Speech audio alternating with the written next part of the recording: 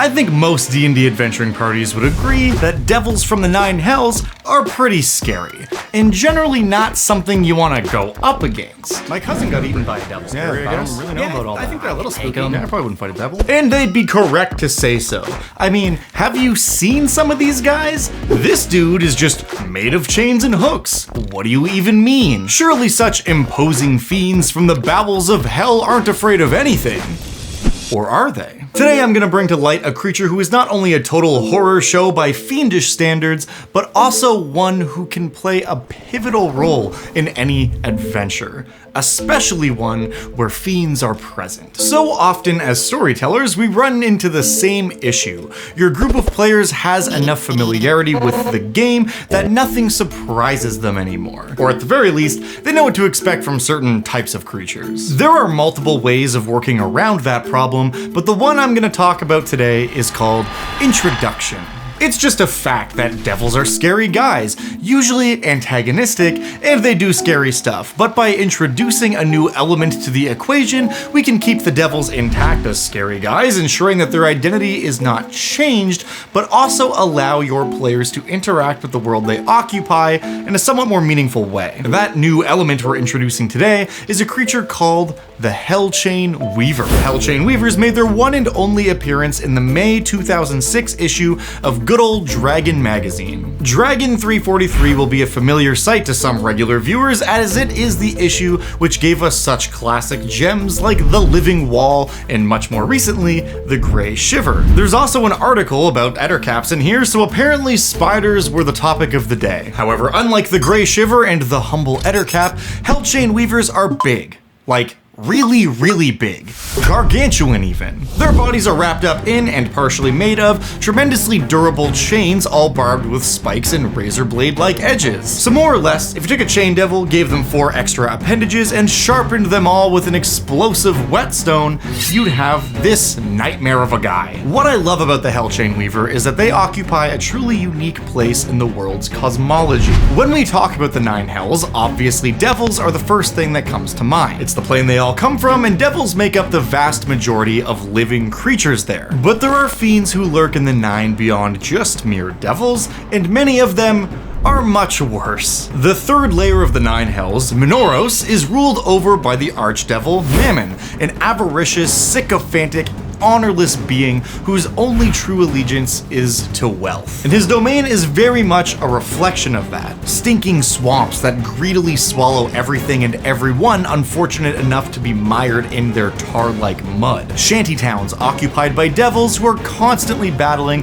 against the natural state of the place just to prevent everything from being subsumed by the muck. The most dismal and diseased layer of the Nine, and also the most abundant in wealth. But high above the cesspools of filth, there is a place known as Jangling Heiter, a tremendous city suspended from the bottom of Dis, the second layer of hell, by myriad chains as large as skyscrapers and without number. The entire city sways with the winds of Minauros, and it is home to the Chitons, more commonly referred to as chain devils. Chain devils are among the most feared of their kind, not because they are the most powerful, but because they are by far the most sadistic and cruel. Often, souls who wind up in their hanging city are tortured relentlessly for eons until a purpose is fashioned for them, sometimes becoming chain devils themselves. The city itself, while not in danger of sinking into the mire below, was still subject to the acid rains and hellish sleet that surrounded them,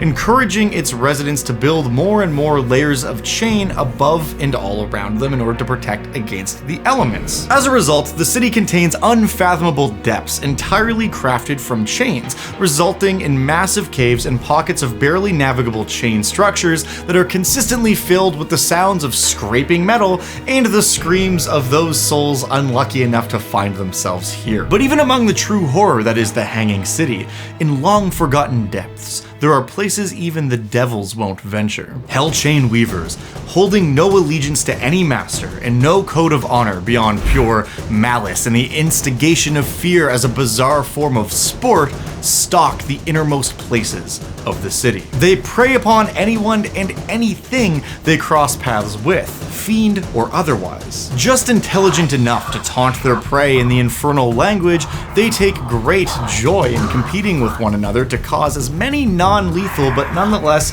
painful wounds as possible to their prey before closing in for the kill. This is a creature that even the most vindictive and sadistic torturers of the Nine Hells are terrified to encounter. And that should kind of speak for itself, because among the countless screams of the damned that echo across jangling Hyder, once in a while, the voice of a chain devil may rise above the others only to be quickly silenced by the one fiend among their city who has no predators. So on that note, how the heck does a Hellchain Weaver even do a thing? Let's talk about how they work. After I give a shout out to the sponsor for this video. What do you mean we don't have a sponsor for this video? Oh wait, we do. It's me. It's my YouTube channel. I can do whatever I want, and I'm sponsoring myself this week. Hold on. I don't have anything to sell. Except for a few tickets to a fantastic event at Gen Con this year, which is coming up in like 2 weeks or something. This year at Gen Con, July 31st, 3 p.m. There's gonna be a fantastic live play happening where I will be taking the main stage with Ginny D, Pointy Hat, Angeli Bimani, and Luis Carrazzo so that we can play a ridiculous Spelljammer game which is DM'd by none other than Swole Initiative himself, Jay McMuscles. I think that's his last name. I didn't check. We have such a fun show planned, and I'm gonna be playing a which is absolutely crazy, and I cannot wait to show you guys what we've got in store. And if you're not gonna be at Gen Con, the whole thing's gonna be streamed on the official Gen Con channels, which I will link to in the description down below. So on July 31st at 3 p.m. EST, because time zones are important, even though they're stupid, you can tune in and watch us do what we're gonna do. I don't know how much I'm allowed to say. There's a chance part of this video will be censored. But that's pretty much it. We're gonna jump back into the video now. Hopefully I'll see you there. And thank you for listening to my extraordinarily well thought out shill for my own content, which I guess is also other people's content. For the thing I said, you were there. Devils, Hellchain Weavers even. They have a few commonalities with the chain devils that share their city, because I mean, it is their city. They have a chain attack that does a bunch of damage and also restrains the target along with a bonus action they can use to tighten up their chain and cause damage to anyone they're grappling with it. You just squeeze them. They also have spider climb, because of course they do, and they have incredible dark vision which can see through magical darkness. Now where things get fun with this creature is the use of its two actions that aren't just direct attacks. The first of which is called Screeching Metal. I was gonna put a sound effect here, but for the benefit of all of us, I'll abstain. As you can imagine, a gargantuan spider wrapped up in a partially bladed chain is gonna be loud as hell when it does basically anything. Fortunately for them, their home is also a very loud place, so when they want to be stealthy, they can do so quite effectively. But in the heat of battle, they can use their Screeching Metal action, which has a chance to deafen all creatures within 30 feet of them for several hours. We love tinnitus as an action. They also have a recharge ability called Web of Chains, which has a chance to not only restrain the target and do some damage, but it also drags the target closer to them as long as they're not also gargantuan. Coupled with a 50-foot move speed, a ton of hit points, and the standard array of fiendish resistances and immunities, these guys are extremely dangerous predators, especially when within their home turf. One little quirk, which I think is kind of fun, is that they are vulnerable to silvered weapon damage, so if you have a good reason to enter their domain and try to take one down, or you're just a dummy, bringing a silvered weapon with you might give you a chance to actually make it happen. In combat, they also do not fight fair. Most of the time, just stalking groups of prey and trying to pick them off one by one, ensuring their own safety and terrorizing the others until they're confident that they can move in for the final bit of sport with little resistance. But ultimately, aside from being absolute monstrous combatants,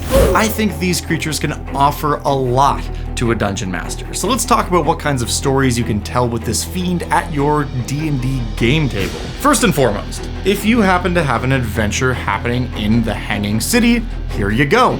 One chain spider fresh off the presses, just for you. But even beyond their natural habitat, anywhere on the 3rd layer, or honestly anywhere in the 9 hells, this guy could make for a great encounter. If your party's not in Jangling Hider, perhaps a weaver who just got bored of such easy prey decided to start looking for more challenging prey elsewhere, wreaking havoc on another level of the hells. Perhaps they build themselves a fine nest of hanging chains and the party is tasked by some local devil to go take care of it before it has babies and they grow to become a serious problem. Or maybe one of these guys has stumbled into a portal that takes them out of the 9 hells and somewhere else in the multiverse where it has decided to start hunting creatures that are pretty much anywhere. I could see a fun encounter where a ship sailing the astral sea finds itself trapped in a massive web of chains formed between some bits of debris floating about, and the crew has to try and cut themselves loose before the Hellchain Weaver descends and takes them out one at a time. Or maybe on the good old material plane, a group of cultists were attempting to summon a chain devil, but they beefed it on the ritual and accidentally summoned a Hellchain Weaver. That would certainly be very bad for them. But once it's finished brutalizing the cultists, this thing is now loose in the depths of whatever city these cultists were hiding out in, and is gonna be causing problems for anyone who ventures too close to its new domain. The idea of a party investigating a bunch of fiendish cultists only to find most of the cultists brutalized by this thing, and the few survivors so terrified they're willing to work with the party to try and escape, is genuinely wonderful. The party might head into the cultist lair all high and mighty, ready to destroy some evildoers, only to find blood, gore, and lots of dangling chains. When they finally find one of the survivors hiding in the wake of the massacre, this lone cultist is horrified and explains that they summoned something much worse than they had intended. And now, the party is in the heart of its lair. In fact, it very likely allowed them to get this far without attacking, only to have some fun while they tried to escape. While slightly more cramped sewer tunnels and undercity access points might not be as advantageous to the creature when compared to its true home, the sound of screeching metal and infernal taunts are sure to echo far and wide beneath the city. I also love the idea of an exceptionally powerful villain using a Hellchain Weaver as a mount. They would have to be quite powerful themselves to either subjugate or convince the creature to serve its demands, but the BBEG striding in atop a gargantuan razor blade chain spider? That goes insanely hard. You could also very easily re-flavor this creature to be some kind of construct or horribly mutated giant spider if the fiendish flavor doesn't really suit your game. But if you like the stats and the concept of the monster, changing it up is very simple. Or you could double down on the fiendish flavor and make these guys a more evolved and powerful form of chain devils, probably upping their intelligence a bit and giving them a proper place in the fiendish hierarchy, aka the MLM pyramid scheme that is the 9 hells. But at the end of the day, having access to more denizens from the hells who aren't just devils is always nice, and I can't wait to hear about how you guys plan on using this creature in the comments down below. And if you've had an experience of your own with this monster, I'm sorry. But also please tell us about it, because I know some of you probably have wild stories to tell about these bad boys. You hate to see the gargantuan chain spider mini come out. As always, if you want to use this monster, linked down below are the stats in the form of a Google document, and over on Patreon you can find the PDF stat block, which is my way of saying thank you to those of you who support me there and help make this show possible. And if you don't have the extra cash for Patreon, honestly, just thank you so much for watching. It means the most. Please consider liking, subscribing if you want to see more D&D monster content. That goes a ridiculously long way, which reminds me, it's time for Patron of the Week. Thank you so much to Oolong Earl Grey. Your support is simply terrific, because like your name is T. And thank you for watching. As always, if you would like to see a monster show up on this channel in the future from a previous edition of D&D or some other RPG, let me know in the comments down below, and you might just see it show up on a future episode of Monster of the Week. This video was a ton of fun to make, and I'm sure some of you may be thinking, there hasn't been a fiend featured on this channel in quite a while, which is something that kind of struck me in the middle of preparing this episode. So I actually went back and checked, And yeah, the last fiend video on this channel was uploaded 9 months ago. And that got me thinking even more. What other creature types have I been neglecting recently? So I did a little bit of research on my own YouTube channel and I discovered the 5 creature types which have had the longest amount of time between episodes. And they are fiends, elementals, celestials, beasts, and plants. So in order to rectify this over the next few episodes, I'll be featuring all of these creature types in order of recency. This episode was about fiends, which were most recently featured 9 months ago, as I said.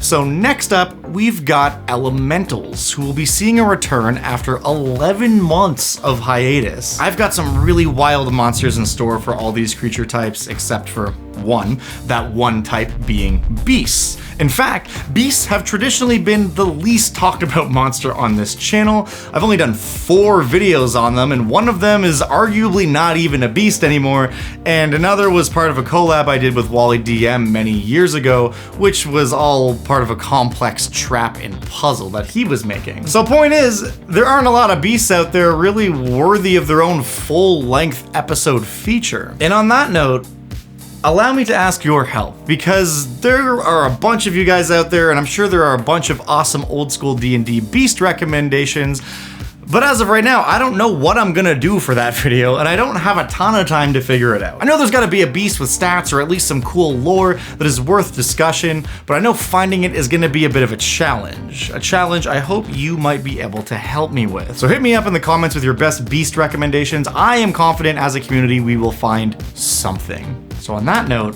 let the great beast hunt begin. That's all I got for you this week. See you in the next one. Who's that? Monster of the Week.